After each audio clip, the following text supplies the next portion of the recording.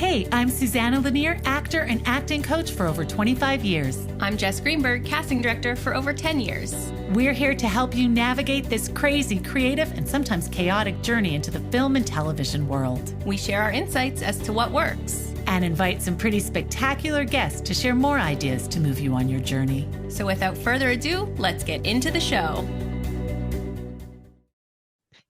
Today, we have the pleasure of speaking with Hannah Antaki. Hannah is a casting associate and director working for Toronto's top casting directors for the past 10 years. She has worked on popular series such as Letterkenny, Burden of Truth, Frankie Drake Mysteries, Nurses, Hudson and Rex, and Law and Order. Welcome, Hannah. Hi. Thank you for having me. Not at all nervous to be here. Just getting the casting directors in front of the camera for once. Yeah, yes. Yeah. Cool. Okay, so we'll start slow. We'll go easy on you. All right. How did you get here? Let's talk about, like, what did you study in school? I studied liberal arts in school, so it didn't really have anything to do with this. I was always interested in the industry, but I have no interest in like the technical side of things. I don't need to know how to work a camera. So I didn't go to film school because I just that seemed to me what film school was, and I didn't have any interest. But and so I thought for a while I did liberal arts and art history. I thought I'd work in like museums or galleries. And then I wanted to be in this industry, and I decided my way in would be law school. So I did a year of law school with the intent of like doing entertainment law and then going into production that way, a really roundabout way in. And while I was in school, I started working in a talent agency, and then I dropped out. Wow. Was I it? remember where you were. So you were in law school where? In London. In England. Yeah. Right. And I got an internship while I was in school at a talent agency. And I do think being in law school helped me get that. I think they were like, oh, it'll be great once she graduates to have a lawyer on the. They know. And so then, but at a certain point, I was like, I'm in a job I really love and in the career I want. Why should I be spending thousands and thousands of dollars on a degree I'm not going to use? That you're not, and you're not passionate about.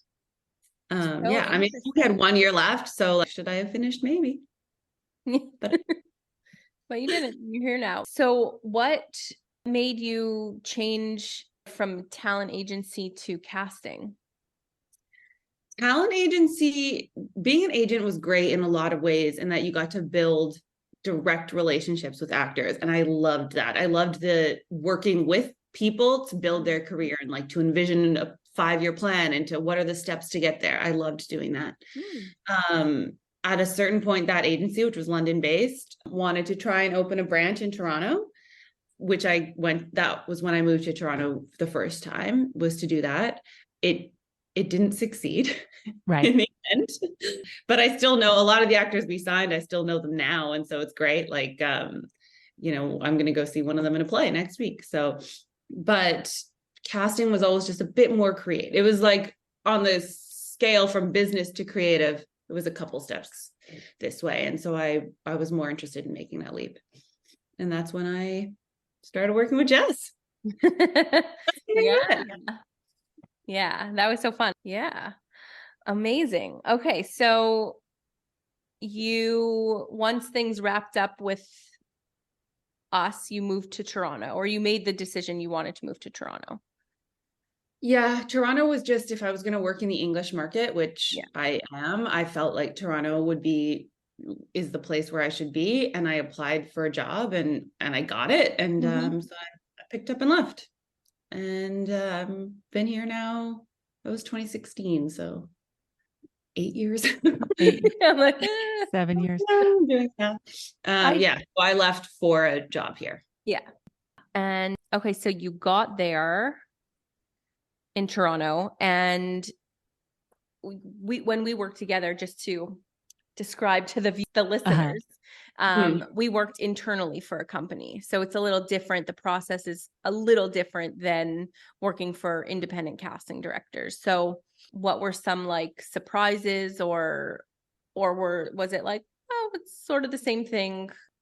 I think just how much overlap there was with different shows. Like you can be working on multiple projects at the same time. And so it was like a into the deep end in learning essentially how to prioritize, because every show is treating you as though you're in-house in a way.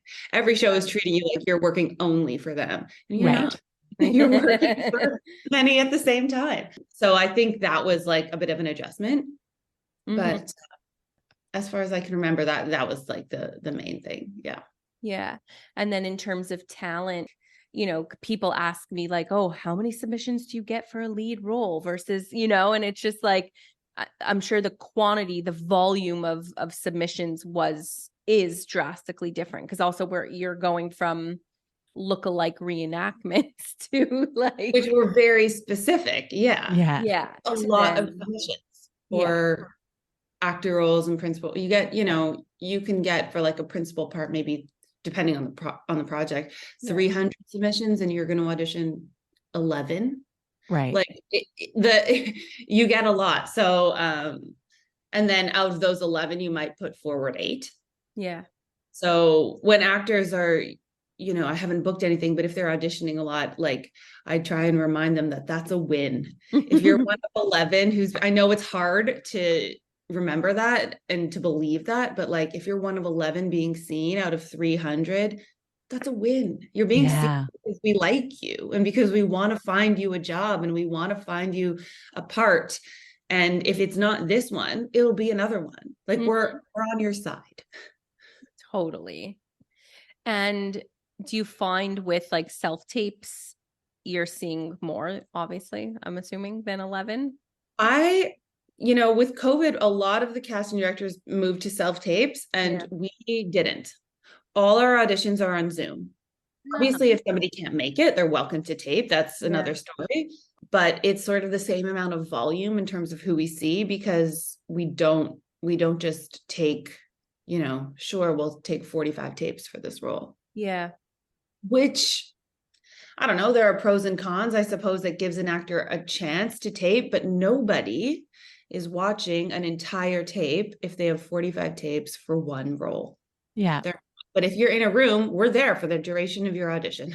Yeah. Right. Oh, I'm so happy you said that, Helen, because I did tell my students, I said, you better get the first 10 seconds so good, because I go, honestly, your priority, because you guys are like worrying about scene 3, the transition, and you're finagling.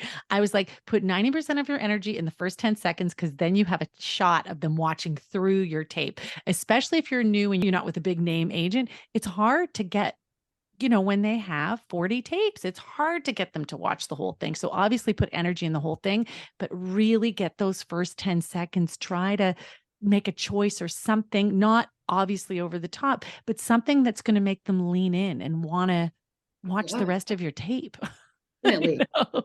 So that's great advice. Yes. I guess it depends. If you're only seeing 10 or 15 people, then you will watch the tapes. But I think I've had another casting director said, look, we know in the first 10 seconds, this is something the director is going to be into. If they have the essence of the character, like we know very quickly if this is something that we should present, like, and we know it right away. Do you feel the same? I like to leave room in order to be surprised for scene 2. Like when I'm like, oh, okay, now you've given me something here, and maybe we'll try scene 1 again and see. Like that's why I like being in the room. Right. I would hope that if you're watching a tape, you're watching more than 10 seconds. I would hope. Yes. But yes, I do think you have to make an impression off the top. And I do think making a choice, like if I have advice to give to actors, make a choice is one of the 2 pieces of advice that I give all the time. Even if it's the wrong choice, I can see you've thought about it. And then if you are a strong enough actor and we give you direction, you'll be able to take that. Right. Just show me that you've thought about it. Yeah. You know, make a choice. And then if you're a good enough actor, you'll be able to move a little and change based on our direction. But yeah. I mean, for the record, I do watch more than 10 seconds. I know. Sorry, I don't know why I said the 10 seconds rule. I think most people watch more than 10 seconds, but if it's like a 3.5 minute tape, they might not get through the whole. Right. Or I will, or maybe I will fast forward to the beats that I know I'm maybe looking for, or you know what I mean? And if I'm requesting it, I'm watching it. Yes. I always like to see that someone's thought about it. And if that's like with a wardrobe choice or what, we were, as you mentioned before, Frankie Drake Mysteries, and that was set in the 20s. And when people would come in like their ripped jeans and stuff, I'd be like, you could have changed into something. You didn't have to put on a full 1920s garb, but like be aware of what you're auditioning for, think about it. Really, just think about it. Yeah. I agree. And you've also had like I'll call it a privilege. You've worked for so many different great casting directors. And do you notice like different styles or tastes, flavors that like they bring to projects? Yeah, definitely. I think it was interesting to see in Toronto, because I've worked for like a number of casting directors in Toronto. Everyone has their favorites. Everyone has the people they'll bring back. Everyone has sort of their niche. If I see like a trailer for a Canadian film, I'll be like, I bet that was so-and-so, just based on the style of film that it is. Yeah. I've seen how different people are in the room with actors giving direction. And some people are very, one sentence direction, and some people like are much more flowery in their language. And, and I try not to go. I've learned what I think works for me. And because I've seen in actors' eyes, as they're trying to follow a casting director's train of thought, and then they'll be like, so do you get it? And the actor's always like, yeah, totally. And I know, like, sometimes you don't get it. Yeah. So I try and be as concise as possible. But there are different styles that work for different people. And I've learned a lot from the people I've worked with. And that's why it's also so important to have lots of casting directors, because it gets different talent seen, because we all have, people who we feel comfortable with or like or want to work with, and everyone has different tastes, and it's so subjective that we need the range of people out there. And some casting directors just, run a session like efficiently, and some people like to break the ice with a little chit chat. And I think the more you audition, the more you'll know the vibe of each casting director, so you can prepare for that. Because certainly for some actors, if they go into a room, like that nice little chit chat is great, and for some of them it throws them off their game. So it's good to be prepared. And if you're auditioning for someone for the first time, ask around, like, what's that person kind of like in the room? What should I expect? It's just good to, if you're able to know who you're auditioning for, because everyone is different. Well, I would guess ask your agent. Usually if you're seeing somebody, they're represented. So to just say, is there anything I need to know? So to get the vibe. Yeah. It's the easiest thing to do. Casting director would like the little chit chat before. Yeah. And this casting director isn't going to chit chat, and don't take that personally. That's just who they are. Yeah. They don't like you, or they don't want to talk to you. They're just, But you could get like, oh, this casting director loves to talk. And you'd be like, hey, how's it? And they're just like, like a bad day. And then you're like, oh my God, they hate me. That's true. That's true. But the thing I would say in that is that it is almost never about you. Right. If you leave an audition room and you feel like it went poorly, it is almost never about you. Right. Either that the session is running 40 minutes behind and we just, didn't have the time, or like, we got an email midway through. It has almost nothing to do with the net. Right. Don't leave thinking you did a bad job, because you probably didn't. Yeah. Right. Didn't get the job. That doesn't mean anything about your acting ability. Yeah. It doesn't. It means that they wanted someone taller, maybe.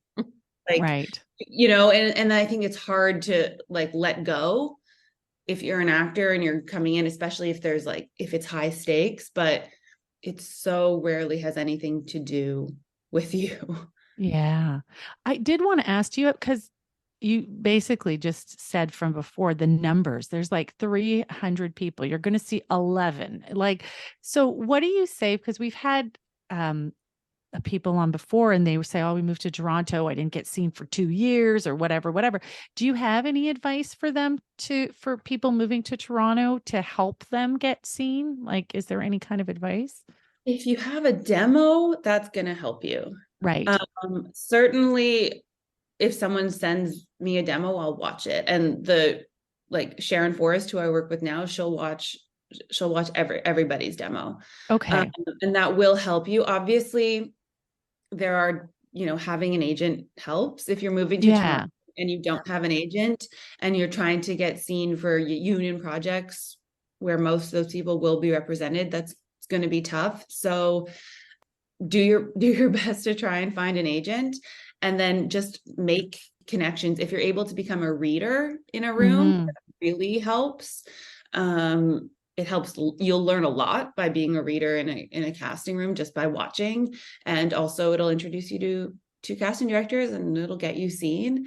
The way we work now, because things are on Zoom, is we also have people who record our Zoom sessions, and some of us are actors. So it's like, oh, you've been recording our session. Why don't we see you for this part?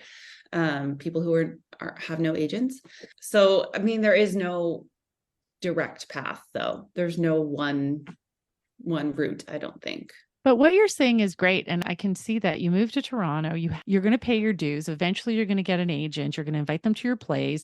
You'll get an agent. You'll have a relationship with your agent. You prepare a demo, and then your agent will talk to the casting director and will get you in. It's just that it's sometimes hard unless you have something very specific. And if you're, 6'3", whatever, and that's what they're looking for, then you've got an in. But if you don't have that specific quality, if you're a more generic kind of actor, then you have to do the steps. And anybody I know who has kept doing the steps, meaning done their theater and done, invited agents and pursued them, and eventually you will start to get seen, but it just takes longer. I've heard like 3 years. Like, don't expect anything for 3 years. Like, it takes time. Obviously, we've had some. Remember, Erica and Katie were like, we got seen right away. Erica Deutschman and Katie Breyer, they were like, we got seen right away. First day we got well, like, because you guys are great. great and cute as a button. And you had good agents, and and they were also very busy in Montreal and had pretty solid credits coming or going to Toronto. It's not like they were theater grads moving to Toronto and trying to figure it out. So it's basically do the steps, get in touch with them, offer to be a reader. If you have any technical skills, casting loves that. They don't know how to record their scenes. No, I shouldn't say that, but you know what I mean? They could use help. I know the time. I don't want to do that. Offer your services. So it's just time and a consistency, I think. It's the classes. Yeah. Which obviously costs money. And if you're a struggling actor and you don't have any money, that's a hard thing to do. Like, I'm very aware of that. Yeah. If you ask around and you find classes and you find the one that might be right for you, you used to pre-COVID at least be able to like sit in and audit a class. I imagine they're back to that. I don't know for sure.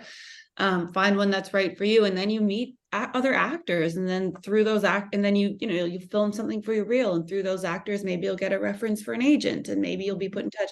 I do think classes can definitely help in many ways beyond just perfecting your craft and practicing your craft. Yeah.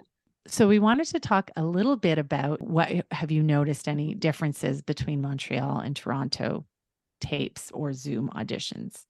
Well, my experience in Montreal was, like, as just said, it was in-house, and it was for very specific shows where we were casting lookalikes. So our volume was smaller, and the people we were looking for were very specific. I would say you mentioned in your email how some casting directors in Montreal treat auditions as workshops versus, the rumor is Toronto doesn't. And I don't know if that's true in Montreal, but I would say that if casting directors are treating auditions as workshops, they're very generous people. Right. Like, an audition it's not a workshop, it's an audition. A workshop is meant to explore a text and figure out your choices and figure out the character. And when you show up to an audition, you should have done all that already. Right. And that doesn't mean that there shouldn't be room to play and do a scene a couple times and get direction and show that you can take direction. I believe that should be the case in auditions. And that's how I like to run auditions. I know there are some people who don't, but that's how I do. An actor has spent time preparing. You owe it to them almost to let them show you what they can do. Yeah. But an audition is not a place to workshop a script. It's so funny. But I do you see a know. lot of, are you open to seeing Montreal talent? Do you invite them to your Zooms? Do you do every single role on Zoom, or you do have some roles that you do by self-tape? Every single role on Zoom, and Wow. honestly, the ones that are, it's the one line roles that you want to Zoom more, because Yes. those are the Right. hardest ones. Like those are truly the hardest parts for an actor. I'm like, I don't know how you deliver one line. How do you get into a scene and get out of it so quickly? It's tough. But yeah, so every single role on Zoom. We do see Montreal talent. Obviously, it depends on the production. Yeah. And it depends on if someone can work as a Toronto local, because there's only Right. some roles we're gonna bring you in for and put you up for. Mm-hmm. And if you've worked a little bit in Montreal, but you don't have a space in Toronto, like you might be good, but we don't have the budget for that. And that's what it comes down to. Yeah.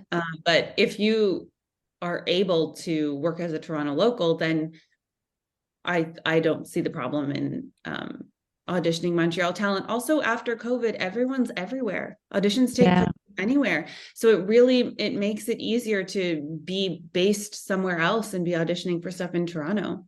We do see Montreal talent, usually I would say for maybe like large principal roles and up, just because Right. those are the ones that are more worth like bringing. If we're going to spend the money to bring something in, it's not going to be for one scene. We can Yeah. find that. Yeah. Like it's logistics, really. Yeah. And that's, we wanted to ask about the tax credits. Is it a big deal that have not, like if they're willing to put themselves up or they have a friend to stay with or whatever, but having the Ontario tax credit, is that a big deal or it depends? It also depends, and it's certain, but it does play a part no matter what. You can't bring all your roles in from out of province. Yeah. Right. No one's going to do that. So yeah, for a lot of things we do have to ask, where do you pay your taxes? Yeah. Okay. And do you find, because I'm based on the projects you're working on, you're doing leads as well, and the big roles. So do you find like there you're looking North America? Yeah. Yeah. I've been in the casting for leads on a few different shows, and you cast a really wide net for those. Yeah. Because of the strike for Law and Order, which is the most recent one we were casting leads for, it was right when the strike hit. So we couldn't see anyone who was SAG and who lived in the States and paid their taxes there. So that that took out a lot of people who we might have seen otherwise. It wasn't so much North America then, it was more Canada. And a lot of times it is Canada, but yeah, we'll cast all over. Is that sort of like a bit of the narrative there of, because in Montreal, everyone's like, oh, all the roles are going to Toronto, and there's a bit of this like victimhood happening. Like, do you feel that happens in Toronto? Like the Toronto talent are saying like, oh, nothing is going to us, it's all going to US. Americans? Yes. Yeah. Definitely. And there are a lot of American shows who shoot and who show up with their leads. And then the Canadian talent is what, makes up the smaller roles, which is such a shame because there's so much talent in Canada. Yeah. It's not to say those American actors don't deserve it, but it's kind of disappointing. I love to see when Canadian actors are given lead roles. I wasn't so mad about that, the way that the strike affected Law and Order, because I was like, well, great. Like Canadian actors are going to really get their chance now. Yeah. That chance. They really do. Yeah. And I did want to ask, how's the strike affected? Like, is there a change now? It's been a few days now. It's been over. Are you feeling a big inflow of projects, or it hasn't been this like craze? I've been like peripherally. I have not directly experienced that, but there's a huge sense of relief. But also the projects we were working on were already Canadian. So nothing I was on was shut down. I got very lucky. Very lucky. Yeah. Same here. It's fantastic. Yeah. Jesse too. Yeah. I got very lucky. Do you find that when you're narrowing down your selections for the auditions, do you look at who their agent is? Yep. Yeah. Yes. Yep. Short answer, yes. I mean, if you're any good at your job with casting, you're going to build relationships with agents, and you're going to know who you trust. And you're going to know that if like agent A says, hey, I just signed this person, you should really take a look. You'll be like, oh, I really like agent A's roster and their taste. I'm going to take a look at this person. I'll watch their demo. They have a play. I'll see their play. You do learn who you can trust. You have rapports with agents. There's so many agents I've never met in person. I couldn't pick them out of a lineup, but I have genuine relationships with them over email. Yeah. And so, yeah, you do learn who you can trust or not. And that's not to say that like some people you don't trust, but there are, and I think it's also, dependent. Everyone will have different relationships with different people. Again, like everyone has different tastes and the different people bring in. If you work primarily in comedy, you're probably going to have really strong relationships with the agents who rep comedians. But yeah, I do think your agency matters. I don't think there are good or bad agents. I think they're just right or wrong agents for an actor where they're at in their career. So if you're able to, if you have a choice and you're someone who, really wants to work on stuff in the States eventually, you should try and find an agent who has good relationships with managers in New York and LA and who can get you there eventually. If that's not something that is of interest to you, then, you can find there are more agents who just work primarily in Toronto or across Canada. So finding an agent who's right for you and who sees you and who actually wants to build a career for you is it's a bit of a luxury. I'm not saying everyone has the pick of the litter, but do your best to do that, I would say. Just find that match and someone who could really make you shine. And yeah. Yeah. I would say that we do still in Toronto, we have relationships with Montreal agents as well. And we know the different Montreal agencies, and it's similar to Toronto. If a Montreal agent's like, hey, this just happened 2 weeks ago, please look at this person for this role, we'll be like, oh, okay, we will. And we booked her and she was great. and we brought her in because she was, worth bringing her in for. It was a large enough part and all that. But cool. Yeah. So you're basically saying you're open to it. So you don't have a bias towards what you don't want in Montreal, or a bias towards, if you're with a new agent. It's just that you have a lot of submissions. That's what people have to understand. And you have to narrow them down. You cannot see everybody. So you're open to it, and you do want to cast the right people, and you want to see new talent. You just can't see everybody. And that's just the way it is. So obviously different factors come into play. Your agent, if you have a relationship with them and they tell you this person's really right, we know, then you'll look at their demo. You will. And that's from Toronto or Montreal. Even a smaller agency, if they're if they push, I think you also want to find an agent who will push for you and not too much. There are some agents who, with every breakdown that goes out, they send a sort of follow-up push with 20 people. And we're like, oh, that's knitting score. But if someone feels, if you get a push for an actor or two actors from an agent who they clearly feel very strongly, particularly for this role, particularly for this person, okay, it takes 3 minutes of my day to watch that demo. I'll watch it. Yeah.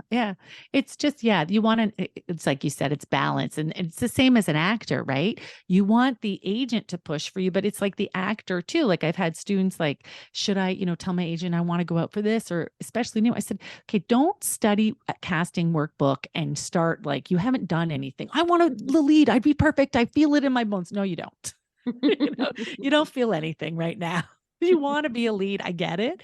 And sometimes maybe, but right now you need to build. You need to be, I'm thinking, take the steps, take the appropriate steps.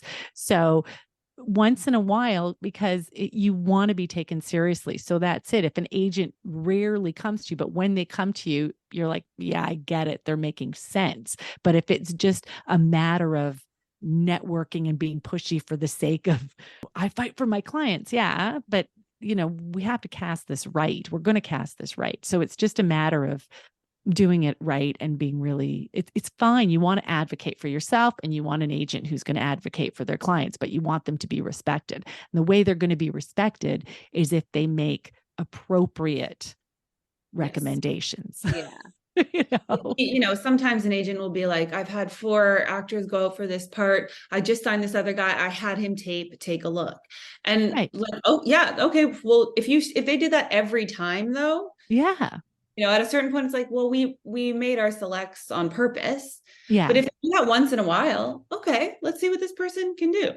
Right. I also think if you're an actor and like, let's say you're helping people with their tapes and you're like, I've helped 3 of my friends read for this and I really think I could do it, then go to your agent and say, this role that's being cast, I really think I'd be right for it. But again, be selective. But I don't think you should never speak up if you really believe you're right for something. I do think you should advocate for yourself and fight for that opportunity. You have to. Yeah, you have to, because at the end of the day, like, you have an agent, but no one else is really. Like, you have to fight for the opportunities you want. Mm-hmm. And appropriate. Be selective. Yeah, exactly. Be selective. Yeah. Yeah. Like, because the boy who cried wolf, that's exactly what I'm thinking. Perfect for every role. So like, really think I could play a dad. I could play a dad. Maybe they'll go for a while. It could be interesting. Like, no, you can't. Yeah. So yeah. Be selective. But I think it's such a fine balance, and it's difficult to find that self-advocating. And also, so you're not just taking whatever comes your way and not having opportunities, but then in the same breath, not being just pushy for no, just being pushy and losing the respect, where people start like, okay, I'm not taking that call. You want to find that balance. And we said we're going to change the name from Book the Room to Read the Room, like, you got to get some sensitivity as to what's the right way to do these things. I guess this is sort of like a little off topic, but going back to like even what we were saying, how different casting directors have different styles or ways that they run their audition. Generally, I feel like I do like to chat before, but I find sometimes I'm reading the actor's energy and they just want to go for it. So I like sort of sit back and just let them go, because I'm reading them and you don't want to chat, and like, that's okay. And if I can maybe get in a word or two after, once you've sort of gotten that out, I'm happy to do that, because that's how you build connections and relationships. But sometimes it's true, like, they're just not wanting to do that. So I try and respect that too when we do have in-person auditions. So, and then it also depends too, like who else is even like in the Zoom. If the directors are there, usually, like, it depends what kind of mood they're in, and if they want to chat also. Like, sometimes it doesn't even feel like our room anymore. It's like we're just there to guide and push forward, and it's like it's the director's space right now. Director's there, you're just there to facilitate, really, and to maybe be like, oh, I did see this person. Like, I know, because at a certain point you start to know what actors can do, and so you can say like, yes, this person auditioned for me last week and did a great read in this kind of character or whatever. You can start to vouch for them with directors who are maybe just coming in and out and who don't know them as well. Yeah. And I wanted to ask, how important is it to be off book for their auditions? I don't think it's make or break. I think I think you have to be prepared. Like what I was saying before, it's like, it's not a workshop. It's an audition. Know the script. And the unfortunate thing is, I think now with more tapes, and I don't know for sure, but the turnaround time has lessened a little bit. People are being, we have a tape by tomorrow, and that's almost impossible for actors to do. And they have to find someone to read with them. And they have to, I think it's too much to ask of actors to tape. And the thing that pains me the most is when I hear that they've paid to go tape somewhere. Yeah. Never, ever have to pay for like the privilege of auditioning. It's not okay, but if you should be prepared, but you don't have to necessarily be completely off book. If you have to have your paper there, that's much better than only sort of knowing it and having your papers to the side and then stumbling through and having to stop and start. Just hold them. Like, that's okay. Glance down, take them if you need them. And Yeah. I say rehearse with them. If you know you're not going to be, if you know if a doctor or lawyer and it's just too much and you know you're not going to be fluid with the text, I go rehearse with your paper so you know where it can be your file folder and you know where it would be appropriate to look down and pick up your line. And if you know there's a place you keep getting stuck, there's like this chunk where, like if you rehearse with them, it can incorporate and still look very fluid. If it's an in-person or a Zoom audition. Although for self-tapes now, we have, and my partner always does just to cheat them out, and you can use them again, figure out where your eye lines are going to be, and then just cheat your sheets out and nobody Yeah, I will think know. there are like teleprompter apps and stuff as Yeah. well. Yeah. But if you're in a room, Yeah. if that's a miracle, you end up in a room. and you need to have your papers, then yeah, do practice with them so that you know when this like legal jargon shows up, you'll have to look down. And anyone sitting behind that table in casting should be able to see either you're a good actor right for this part or you're not. The fact that you don't know one line exactly should make zero difference. Right. Like that's not gonna get you the role or not. Yeah. Yeah. By the time you get to set, you'll have been able to memorize your line. Like, exactly. And over Zoom, how many takes are the actors getting usually? two, like if they have two scenes, let's say, then you might do like 2 takes for the scenes. If you're an actor and you're in a room and you do 1 take and they say like, okay, like that's good enough.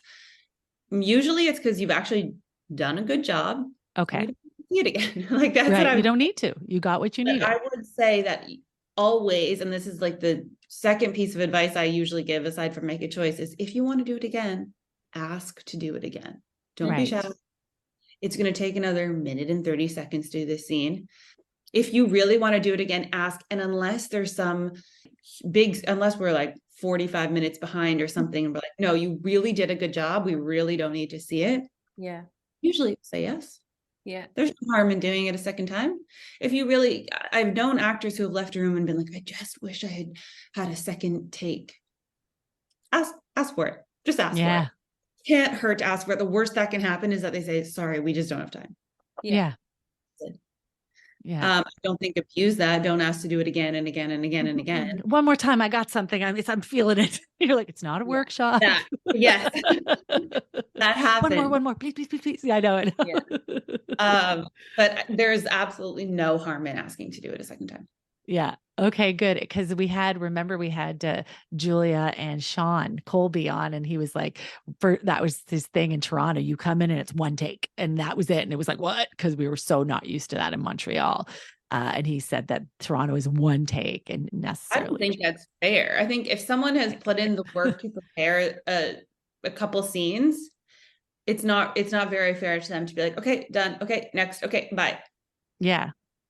They've just spent who knows how long working on this. I don't think that's fair. And I also think you might get something else out of a second take. And I also think asking them to do it again gives them a chance to show if they can listen and if they can take direction. And that's huge.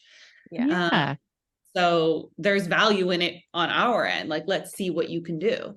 Yeah. Good.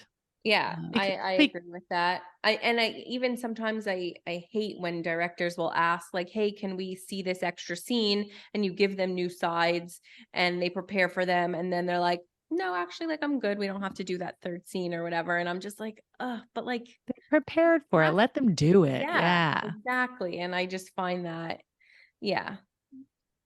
it's crappy. It's crappy and I get it. It's a tricky balance, they're trying to do their casting and they don't want to waste their time or your time. But if you've asked them to prepare it and they've done it, then let them do it because it's not really fair. They need an opportunity to show their stuff too. But do one of the scenes twice and then they'll do the second scene and like, that's all we need to see. I don't think every scene needs to be done more than once. Yeah. But I don't think it's fair to just like move people in and out without ever giving them. Yeah, that's great. Good. That helps. We were all worried that Toronto, the way some of them compared that Toronto casting agents are very, very hard. But you're so nice. Some of them are. Like, I'm like, what? Who did they see? That's awful. And I'm sorry to the people who feel that way. That's funny. Yeah, I think it's just it is true. The only thing I will agree is sometimes maybe that coming with clear choices and not coming with the workshop. I mean, I'm an acting teacher, so I do have, especially the beginners, they're like, I memorized my lines now, like show me what to do. And I was like, no, that's not how it works. So Audition saying like, tell me what to do. You can that show up yeah, saying like, this is what I've chosen to do. And if it's not right, I'm ready to do what you want. yeah. Exactly. I think thank you. And that's good notes for me to just keep reminding them come with a choice, even if it's wrong. Don't expect them to give you your choices. And I will also say, in terms of being prepared to let go of those choices, Yeah. that's something that you should be able to do, is to shake those off. I remember once we had someone come in and do a scene with an Irish accent, and we're like, whoa, this character's Yeah. not Irish. And we're like, could we do it again? No accent. And he's like, no, I really feel well, he's not Irish. So you have to be prepared That's so to funny. let go of that choice you made, no matter how strongly you felt. Because at the end of the day, you're serving someone else's project. Right. Yeah. Yeah. So Yeah. I And didn't put him forward because well, because Couldn't do it without an Irish accent. yeah, and it wasn't like he has an Irish accent that he couldn't get rid of. He was North American putting one on because he liked it, because he could yeah. do it and he wanted to showcase that. And it's Didn't great that matter you whose thought that the project. character was Irish for some reason. When we tell you that he's not, you have to be able to say, all right. Yeah. Yeah. So You can't be yeah, I so think married to your choices. Like that's you have to the be note. flexible. And it's pretty, yeah, standard. I think come with clear choices, but be prepared to take direction and be flexible on your second take, because it might not be the choice that's going to best serve the project. Good. Well, I think that's great advice. Any other advice you would give to actors starting out? I think maybe just be aware that when you're in a room, it's from start to finish that you're making an impression on us, not only when you're acting. Mm-hmm. But at the end of the day, we have to feel comfortable sending you to a set.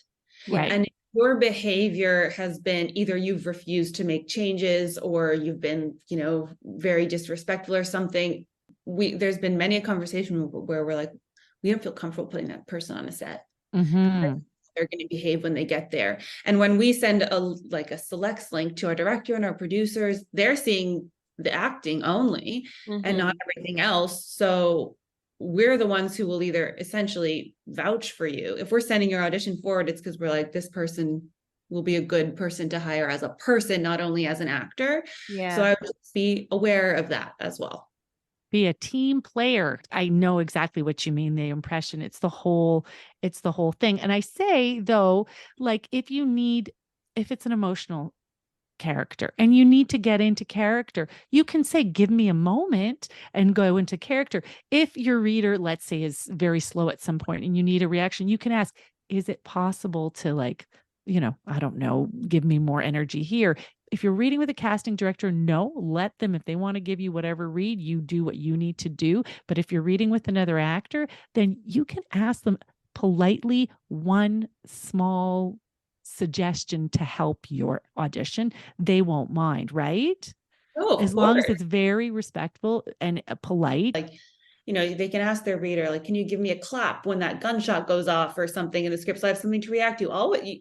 If you've prepared something a certain way or you need something and be able to get to where you want to go, always ask for it. Yeah, they don't mind that. Or if some actors I know, they drop and do 5 push-ups before a running they like to do. I'm like, yeah, you can do that. They've seen it and they don't care. That doesn't bother them. Like, does it bother you if somebody runs on the spot or does a few push-ups before they're seen? If they abuse that for too long, not a full workout. Like, you could have done your push-ups outside. Okay. Because, and I'll say this for in-person in auditions, a lot of times, like, our reader would go out and, say like, Tom, and then be like, Ben, you're up next. Right. Ben knows he has 5 minutes before he's coming into the room. Okay. You can start getting in. If you have that opportunity, then you can start getting in the mindset before you come into the room.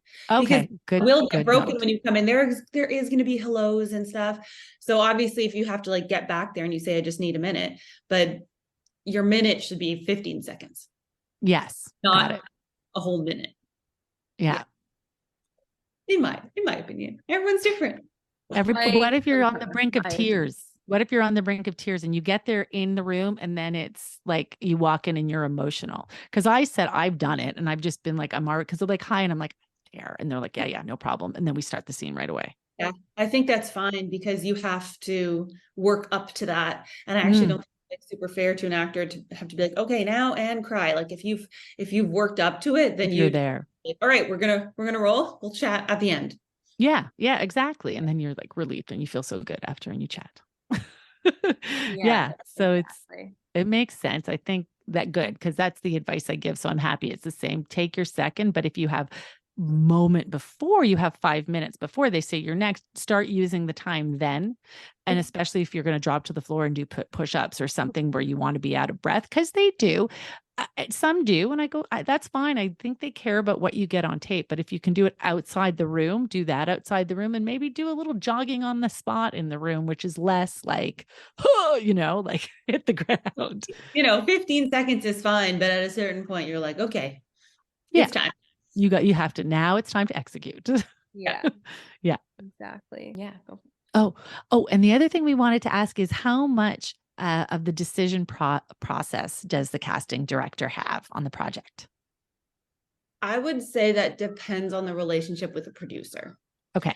Because the final decision, if you're working on a TV show, is going to be the network. Mhm. Yeah. Like it's not even the producers really. A network has to approve or not for the larger roles, not for every single role.